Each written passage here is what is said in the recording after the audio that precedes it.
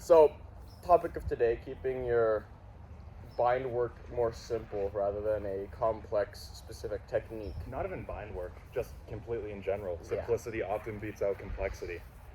For example, we could just jump right into this. Like if you're in your middle bind here, there's no need to know like a complex line like this or like that kind of thing. Like theoretically speaking, if we come to this completely even bind, there are a lot of things we can do.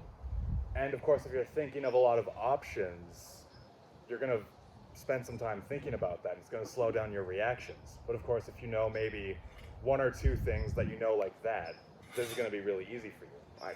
For me, his point's above me, not really threatening me, and I see a great opening right there. Yeah. There's nothing to think about here. I can just go.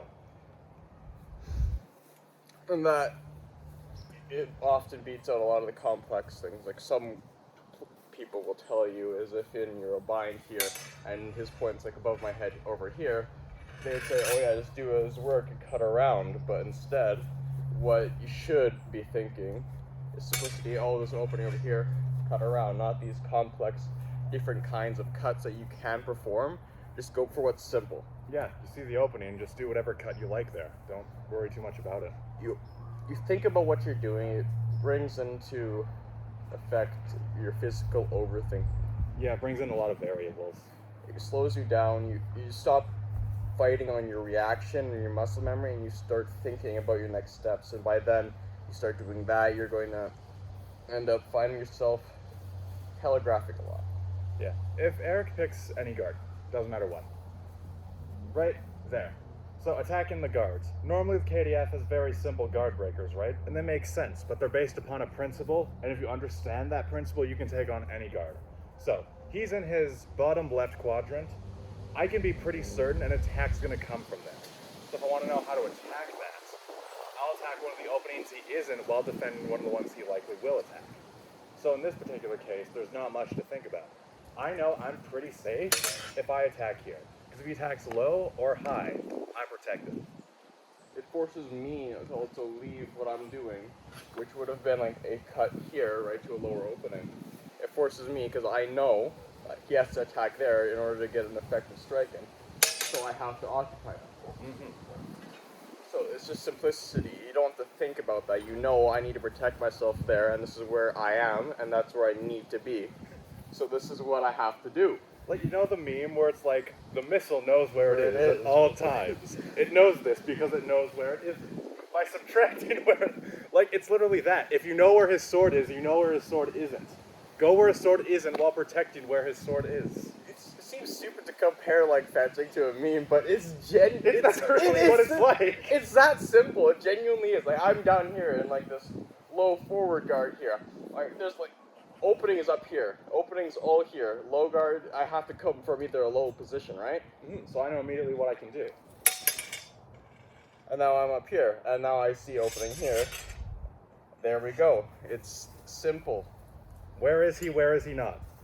It's keeping it simple. Like, we've not mentioned any other specific techniques from here. Like, some manuals will tell you from here you have to, like, do this uppercut like this into this kind of thing. No, just from here, if his sword is coming from above, deflect it and do something there wherever he's open. Like, easy thing to do from Albert. He cuts at me. And I can just wind in that point. Wow. Really? Did you have to think about that? No, I saw where you were. I saw where you weren't. We seem a bit, like, mad about this. Mad? Or, We like, seem very facetious. because it's... I was taught not to think about what I'm doing. I was taught not to think. I was taught general concepts and told that this is... use it when you feel like you need to use it. And that's where I am now. Like, it's... Right, like anyone who's done HEMA for more than 5 years and knows a variety of very complex techniques, how often do you really use them? How often do you really feel like you need to use them? Give me a number. How many times have you used it? Huh? How many times have you used half sorting? Tell me that. Half sorting. How many times have you used like your double-decker mega shield how into how megas work out? Oh, let me just give you Probably not a lot. Remember, all the techniques are based off all these basics. So you have to understand the basics. And it's not really taught really the basics. That's why we're doing this. Yeah, a lot of people skip over that. That's why we're doing this. I've seen people go straight into complex things. Like you throw a cut here, crimp out into this. You can go into this, or you can crimp out into this. And if his point's slightly offline, then you have to do this cut. It just messes with you. It fills your brain up with specific things that if they don't work, you have to think, oh well, this has to work next.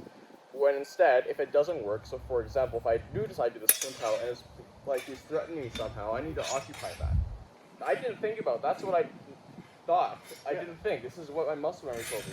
It was wind outwards. What's that? You're new? Guess we're doing Tallhopper. The best manual ever. Damn it! We don't like that manual. No. Specifically his 1467 manual. Throw is Throw. Well, what else is there really to discuss? Yeah, it's. I assume you understand the simple concept of if he picks any guard, right? Okay, I know where he is. I know where he isn't. If I want to, maybe not beat this, but at least attack it safely, I can try something like that. And hey, we're in a nice bind. He's won a little, so if I want to act, I see where he is. I see where he isn't. Now he sees where I am. He sees where I'm not. Like, it's very simple. You can train like specific techniques. That's not the problem. The problem is that's all you practice. Yeah, you begin relying on these very complex actions and not so much as your basic muscle memory. You're thinking a lot when you really don't need to. Like you've told me many times before, your brain knows how to move better than you do. Yeah, your brain knows how to move better than your body does. If I say Zornhell, I'm not going to think, oh, hand moves down, other hand moves forward. I'm punching out to get him. No, I've already trained the action. I don't need to think about it. It's not much more than that. It's a lot of relying more on muscle memory than your brain. Yeah, train your muscle memory. It'll take you far. I think that covers it. Yeah. This probably went on for more than 10 minutes. I really hope not. 20 minutes about bind work.